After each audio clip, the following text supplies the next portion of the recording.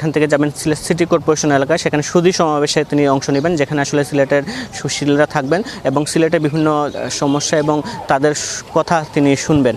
এরপরে কিন্তু তিনি সিলেটের বাসিয়া খাল যেটি আছে, যেটি পুনর্খননের কাজ উদ্বোধন করবেন, যেটি আসলে মেজর শহীদ প্রেসিডেন্ট মেজর জিয়াউর রহমান আসলে সেই খালটি পুনর্খনন করেছিলেন এবং সেই ধারাবাহিকতা কিন্তু প্রধানমন্ত্রী তারেক রহমান সেই খালটি পুনর্খনন করবেন। তারপর সিলেটের সবচেয়ে বড় যে ইভেন্টটি আছে সেটা হচ্ছে নতুন করে স্পোর্ট, বিকাল 3টার দিকে তিনি নতুন করে স্পোর্টসের উদ্বোধন করবেন। আমরা যেমনটি জানি তিনি সেখানে কথাও বলার কথা রয়েছে। এই সিলেটের নতুন করে স্পোর্টসকে কেন্দ্র করে কিন্তু সব ধরনের প্রস্তুতি কিন্তু ইতিমধ্যে সম্পূর্ণ করা হয়েছে। আমরা যেমনটি জানি তৃণমূল থেকে প্রতিভা অন্বেষণের যে কার্যক্রম সেটি কিন্তু আসলে সিলেট থেকে শুরু করবেন এবং একই সাথে সারা দেশে কিন্তু এই নতুন করে স্পোর্টসের কার্যক্রম উদ্বোধন করবেন।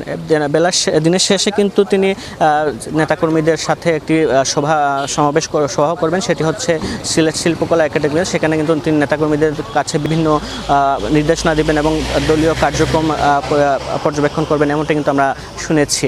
তার এই আগমনকে কেন্দ্র করে কিন্তু সিলেটবাসীর মধ্যে উৎসাহ বিরাজ করছে এবং সিলেটবাসী যে বলছেন সিলেটের যে দীর্ঘদিনের যে পিছিয়ে থাকা রয়েছে সেটি আসলে তারেক রহমানের হাত ধরেই আসলে আবারও শুরু হবে।